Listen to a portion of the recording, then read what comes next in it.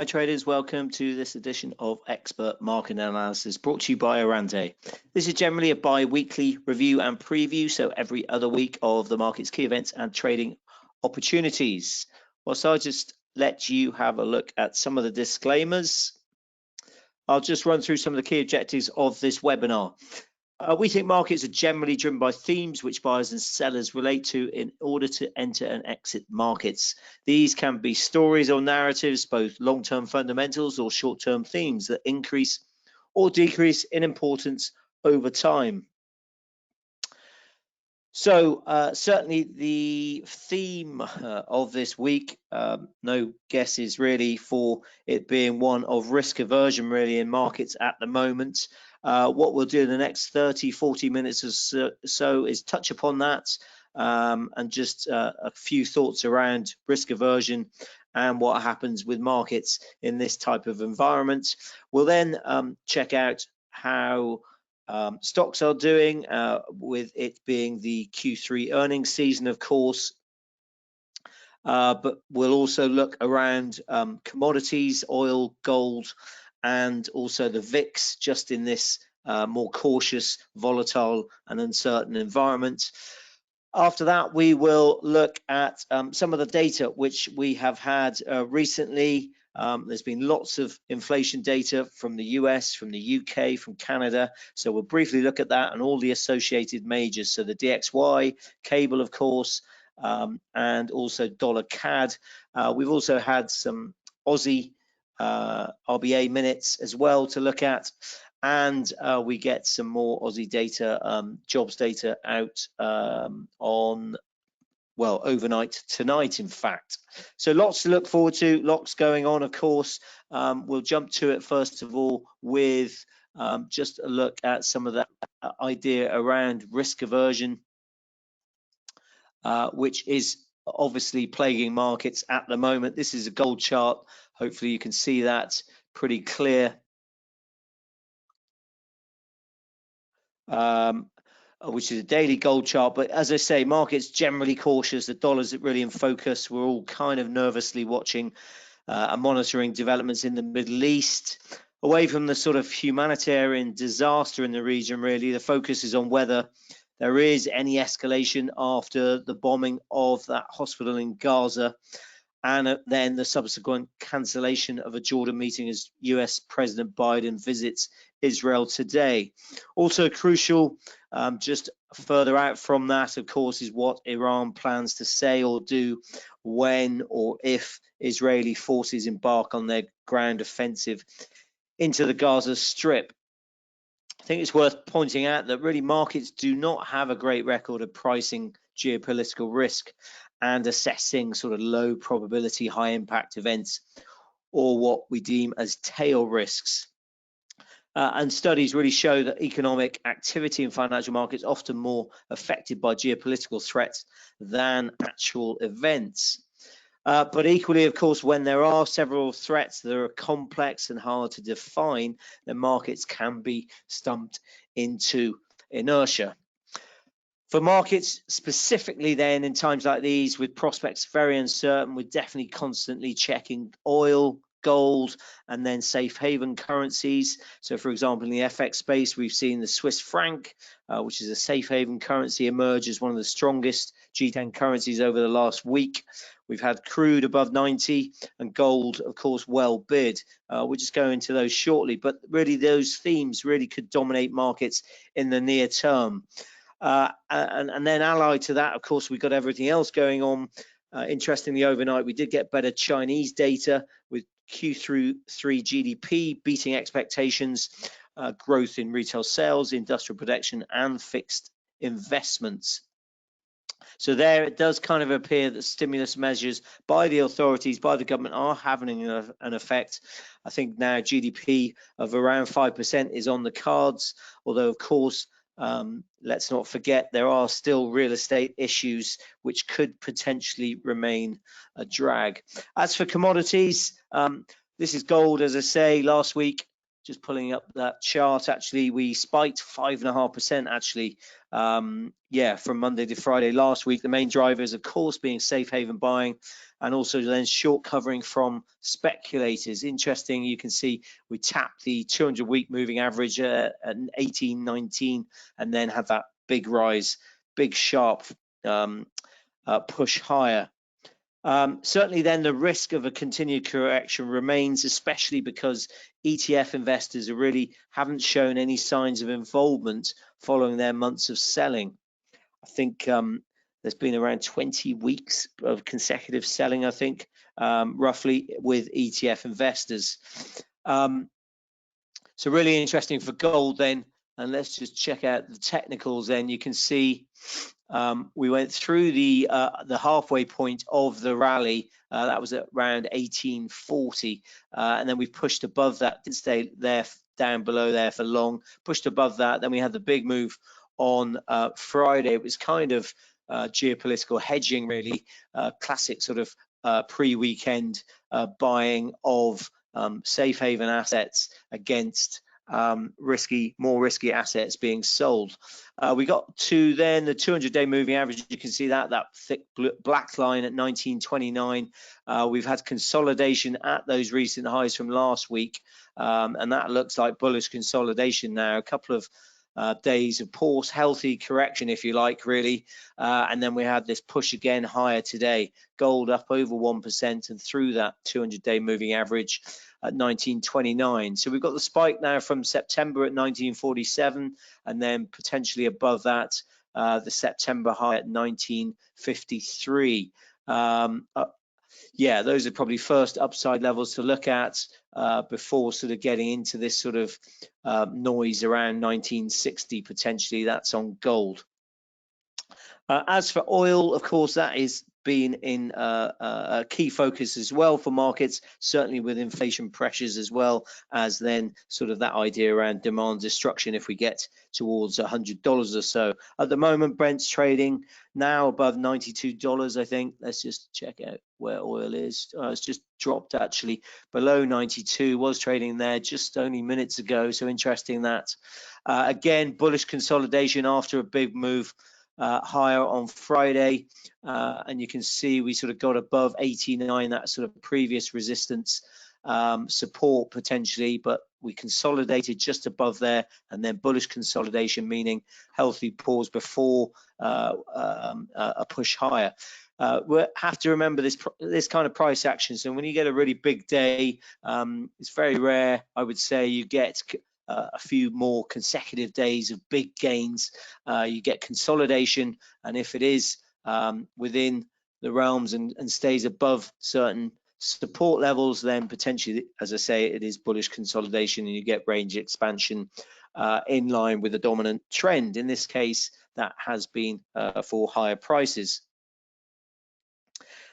Certainly, though, interesting, I think, as well, that prices had remained relatively muted after last weekend, not last weekend, the previous weekend's news about Israel and the obviously the Hamas attack. Many believe the chance of a squeeze on supplies was unlikely, and we're still actually way below the sort of 97 level, which we saw in late September when Saudi Arabia and Russia obviously extended their production cuts through to the end of this year. But now, of course, we've had more tensions, especially with that bombing of the hospital potentially. No claims there, but that's raised tensions again. And of course, any broadening of the conflict would change the dynamic for sure. For example, if the US strictly started enforcing restrictions on Iranian oil exports, or certainly if there was disruption in the Straits of Hormuz. So yes, that's oil and gold. Keep a watch out for those. We've also got half an eye on the VIX. So this is Wall Street's fear gauge, which I'm just trying to find for you, which is trading, yeah, just above the long-term average now of 18. Fears of escalation, of course, mean the VIX. So as I say, Wall Street's fear gauge, it measures basically options on the S&P 500 out for 30 days.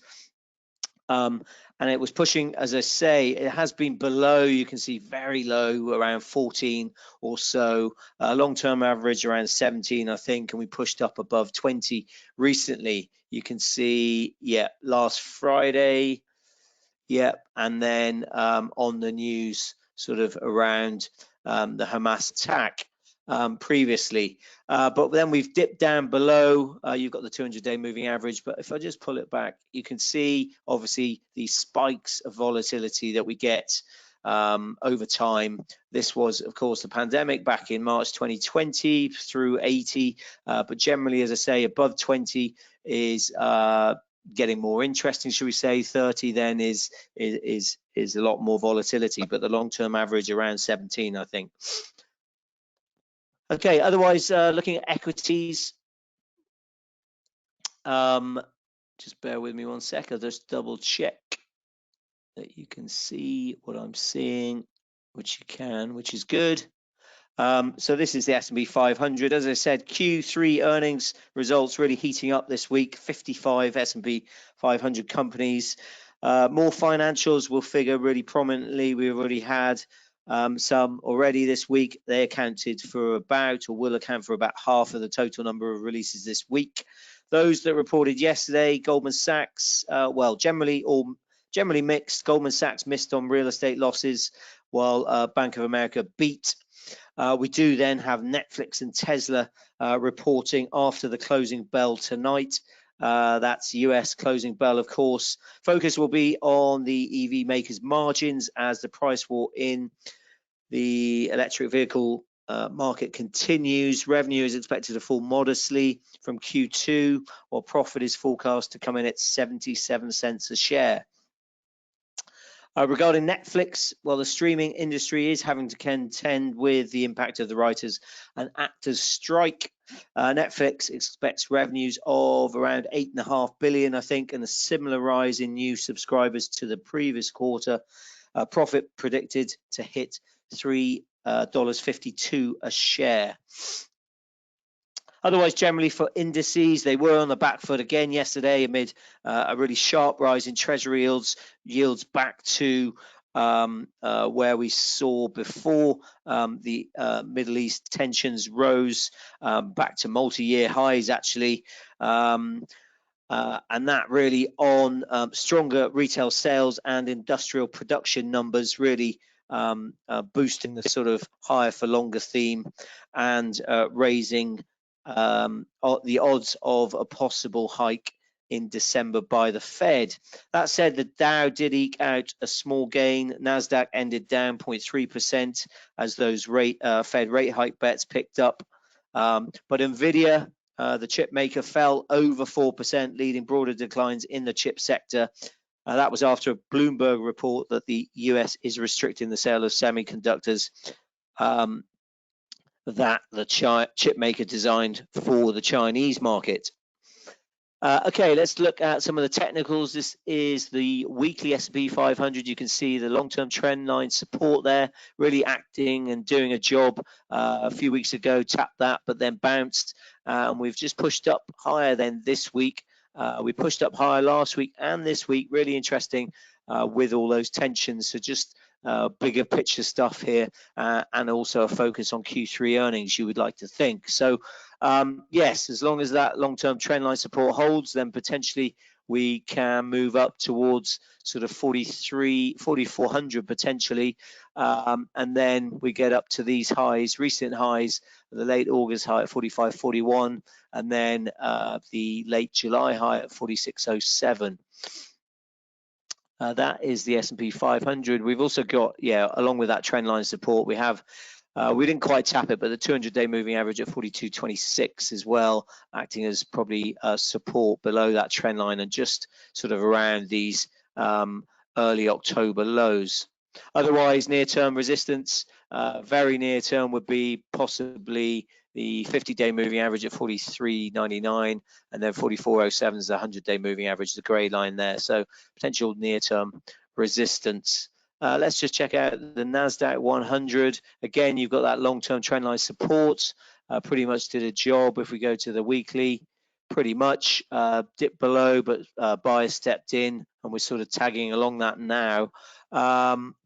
Just go to here, you can see 100-day, 50-day moving averages, just above those at the moment, just above 15,100. So again, near term top from earlier this month is at 15,333. Otherwise, then we go towards these cycle, well, swing highs really above 15,000, sort of 600 near to there, above 15,500, should we say. As for the Dow, we go to the weekly, we can see that trend line support broken. We've got this long-term sort of resistance support line now, resistance again at 34,281 potentially, and then you've got those moving averages as well. So a little bit messier, the Dow, but 34,281 resistance potentially, and then sort of around 33,000 would be a level of support. Okay, let's now go to some of the data. There's been a lot of data for sure.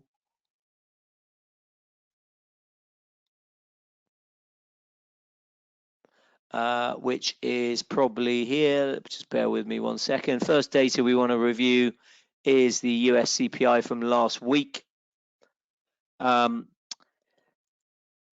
Yes, big focus on this, of course. Data was close to expectations, touch higher, headline a tick higher, 0.4% month on month, 0.3% expected, and then 3.7% year on year, and 3.6% expected. Core inflation, so that strips out volatile food and energy costs, of course, that eased to 0.3%, so a touch above the previous few months at 0.2% or so, and then the core year on year was 4.1% as expected, but down from the previous 4.3%.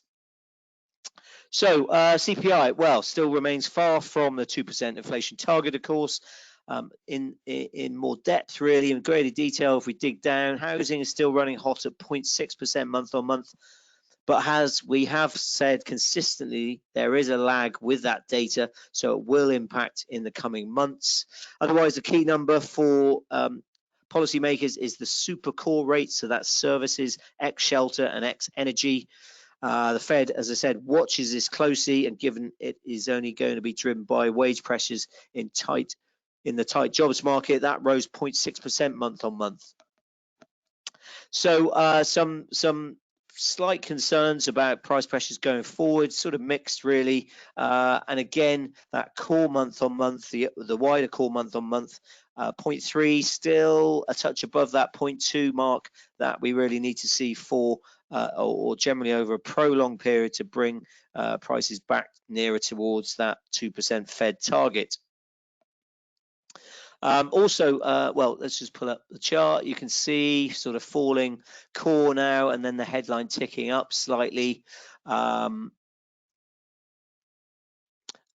we also have this chart of the core, and you can see we've talked about it elsewhere really, the soft patch really 0.2 sort of prints, and then we're just ticking higher, 0.278 I think this was in August, and then just above 0.3% month on month core this is. So that 3 month sort of annualized figure now is just ticking up as that year on year figure falls. So just something to be wary of, especially in this environment with stronger oil prices as well, affecting the headline, of course, less so the core, but whether we get some sort of second round effects then impacting the core will possibly be a worry, or at least keep rates higher for longer potentially. We also had some Fed comments from last week, really quite important because they did drive markets from Logan, who's known generally as a hawk, and then also Vice Chairman Jefferson, who basically said the recent rise in yields, long-term real yields really, have caused a similar tightening equal to sort of 25 basis point Fed hike. It kind of suggests then that the surge in Treasury yields since the Fed last met has done some of the work for them, and that then implies that another hike before the end of the year may not be needed. Really interesting, sort of more dovish comments from some of the Fed speakers. We do have a lot of Fed speakers this week as well, and certainly today, so watch out for those. But interesting comments, and really going against then that CPI data, because the CPI data initially, the market reaction was to push yields again higher. Yes, whether this sort of communication and the higher for longer rates being a potential substitute for rate hikes, yes, is still questionable.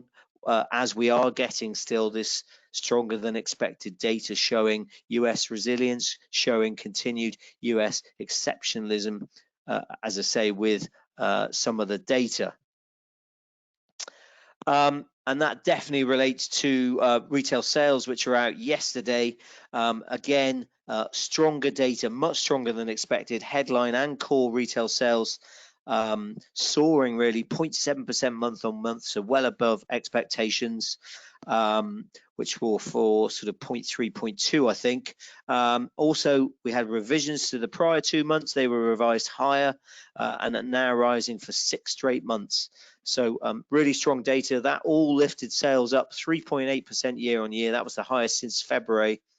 And interesting because retail sales is done by value, so some of this was due to higher gasoline prices. But if we look at the core and the control group, which generally give us a better guide in a way, they also exploded higher, up 0.6% versus an estimate of 0.1%, and both grew by 0.6% in August. So a really strong retail sales report, little red under the hood really, and certainly not the slowdown the Fed were hoping to see. It kind of reinforces that view that the economy, US economy, is probably expanding at around 4% annualized, at an annualized rate, that is, in Q3, which all points to the consumer continuing really to defy the odds. Many economists I know have sort of been talking about pandemic savings being run down, and then the consumer impacted by a credit availability, if you like, tightening in that, and then obviously higher mortgage rates and higher borrowing costs really impacting the consumer going forward. But according to that report anyway from yesterday, that is still not the case, and the consumer continues to defy the odds. No surprise then, that did push up treasury yields, and certainly then after the slightly hotter than expected inflation, and then of course we did have those stronger job numbers as well in the NFP, then yeah, yields are pushing up to those multi-year highs again. We also had industrial production, that surprised to the upside. Other data, less so this week in the US, really housing data, but we do have Fed Chair Powell speaking tomorrow, which should be a some focus given to him, as well as I said, lots of other speakers, Fed speakers, talking before then the blackout period over the weekend, from the weekend onwards, before then the FOMC meeting on November 1st in around, 2 weeks today, in fact. Okay, let's move on now to, just bear with me 1 second. We'll move on to UK data. And you can see the charts here, which is highly relevant, of course. UK data being an important week for sterling, really. We've had jobs data and wages, as well as obviously CPI data earlier this morning. Sterling kind of in a bit of a sideshow at the moment, given investors really were all largely preoccupied with events in the Middle East. But also then looking at, as I said, the Fed speakers and this sort of less hawkish narrative from some of them recently, which is sort of colliding with still strong data. Anyway, UK, yesterday we had wage growth figures. They showed that, a welcome sign. They now appear to be easing slightly. Interesting, Governor Bailey, Bank of England Governor Bailey, that is, of course, had said over the weekend he was sort of puzzled by the persistent strength of pay growth, which hadn't really reacted to 14 straight rate hikes by the bank, unlike other parts of the economy. So really a welcome sign in a way of this data yesterday, given that, of course, for the last 2 months it's been trending at record highs. And in fact, the addition of one-off bonuses have pushed the number above 8%. Does probably look as though those numbers now, the 8% figures or so, plus a private sector wage growth, kind of possibly consigned now to the history books. Average earnings decelerated to 8.1% from 8.5% in July. That fell short of the consensus estimate of 8.3%. But regular pay growth, that's the one being above 8%, they moderated slightly to 7.8%. So that was in line with expectations. And a tenth lower than the upwardly revised 7.9% in July. Just note that this was a kind of thinned out report because the unemployment rate and other measures were delayed to next week due to sort of quality issues, but the trends are sort of falling, albeit gradually, because the numbers, of course, they still remain elevated. All in then, most economists, I think, they think that there is probably sufficient progress in this wage growth report, earnings report, to be consistent kind of with the inflation target for the MPC to keep rates at 5.25% next month. Of course, today we had inflation where year on year, well, in September held steady at 6.6% for the headline. That was 1/10 higher than expected, while the core,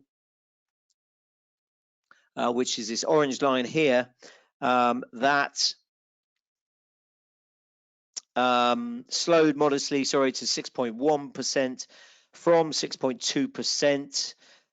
There were sort of upside pressures from education and transport, fuel costs, but these were outweighed by easing price pressures in other areas such as cooling food as well as clothing.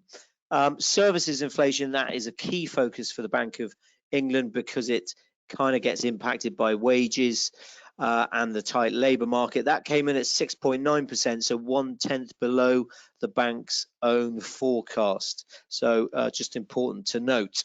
All that means then from a policy perspective, well, the prior report had acted as a really decisive factor in the MPC's decision to stand pat on rates in September after the big declines in all three indicators, if you like. Headline core services all came in much lower than forecast before the previous MPC meeting. So really, markets, yeah, there's a high bar really, you would think, to hike now, even though that policy decision was fairly split, 5-4, I think. And in a way, well, not in a way, but markets still have not completely written off the view that the Bank of England has one more hike. I think there's now around 12 basis points of further tightening, so around a sort of 50% chance of a hike before year end still. But the odds of a November hike, that's on November 2nd when the Bank of England meets, they're lower, much lower, below 20%, I think, with the recent upside, of course, in yields having further tightened financial conditions in the interim. Okay, so let's just jump to the cable chart, which is here, just before I pull it up. Yeah, this is the cable weekly chart. Anyway, you can see, yeah, it's certainly a difficult environment for sterling. We're in this long-term bear trend, series of low lows, lower highs. You can see this is the weekly chart. Let's just pull it up there. You can see it much better there. And we're still, well, we're bang in the middle of this descending channel, bear channel. We have the lows now at 120.37, and then probably this resistance here, which is at 123.37, 123.31 or so. So we're pretty much in the middle, and just waiting to see what happens going forward. Interesting, we were bid on the better CPI, but now we're sort of lower on the day as the dollar does pick up buyers, interestingly, as the US trading session, well, is a couple of hours away, but desks are coming in across the Atlantic. Okay, otherwise data we'll just check out. I mentioned Canada CPI data. We'll pull up the dollar CAD chart here. Just stepping back, at the September policy meeting, the Bank of Canada kept rates unchanged, but officials were concerned about ongoing and broad-based inflation pressures, with some components rising well above pre-pandemic averages. Data yesterday then, that showed cooler than expected inflation, with a headline at 3.7% in September from 4% previously. The closely watched trimmed mean also fell more than expected to 3.7%. That equaled the 19-month low in June. So this really all eased expectations that the Bank of Canada may still hike rates this year. I think there's only, well, now probably less than a 20% probability of a 25 basis point rate rise at the meeting next week on October 25th. That was above sort of 40% before the data, actually, the chances of that hike. And I think now one last hike by sort of March next year, given less than a 50-50 chance now. And certainly that inflation data has put a dent in those hopes of another hike.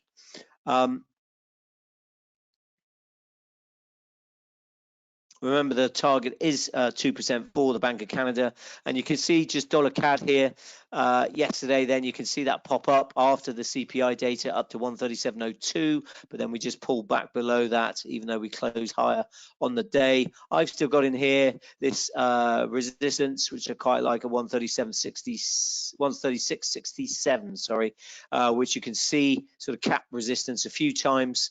Cap the upside a few times over the course of this year. So sort of seems pretty valid to me. And again, you can see that selling, the Stellar stepping in when we did move above it. So that would be first level of resistance for us, before then sort of 137, and then these recent highs of 137.85. Otherwise, you've probably got near term, very near term support around 136, before then these lows around 135.69, and then below that we would move down below the 50-day moving average towards the 200-day moving average, just above there, probably around number 135. Okay, finally we'll look at the Aussie dollar. Just checking you can see what I'm looking at again, which is that, so that's good. And yeah, the Aussie dollar, well, as I mentioned, Tuesday we had the RBA release the minutes of its last gathering, which had kept rates unchanged for the 5th straight meeting. Minutes actually were slightly more hawkish than recent RBA communication, and key really was the statement: the board has a low tolerance for a slower return of inflation to target than currently expected. That was inserted into the concluding paragraph. Yeah, interesting, and slightly more hawkish than what we've been used to recently. We do get Q3 CPI due next week, so that'll be key. Again, key data for the RBA going forward. You can see really Aussie's been hit by obviously the wider global risk sentiment and the risk off mood really. Going back, we were obviously trading around 66, 68, that range more or less, but now we're sort of down sort of to 63, 65 range, it looks like. 63 is holding still, so the low at sort of 62.86. Yeah, 62.85 you can see is pretty strong there, so that'll be interesting whether we can hold around there. Otherwise, we need to push up above this 50-day moving average at 54.12 to get towards sort of 65, and then really that is strong resistance, you know, to push above and back up towards 66. Yes, Aussie boosted by the Chinese data, of course, overnight, but really as well in throws to obviously the risk-off sentiment and cautious nature of the market sentiment in general across the globe. We do get Aussie jobs report, as I mentioned, overnight tonight. No forecast, but I think a local investment bank sees employment change at around 20,000 jobs. Previously was just under 65,000, but those were, a lot of those were part-time jobs. Unemployment rate seen steady at around 3.7%. The data has been choppy recently, reflecting probably shifting seasonalities, and businesses have had, well, it's interesting, have had a remarkable ability actually to absorb the migration-driven surge in labour supply, although this dynamic will be tested as the broader economy continues to slow. Overall, though, the labour market has probably moved past its highest point, but is not yet slackening to a material degree, and will probably remain tight until the end of the year before a material degree of slackening emerges next year. RBA, then, we mentioned, probabilities of the bank remaining sidelined in November are very high. I think 70% plus. And numbers pointing to a still tight labour market may encourage Aussie traders, of course, to add to their long positions. As I say, though, risk environment really is tricky at the moment, even though the Chinese data and potentially a better jobs report would ordinarily see the Aussie in favour.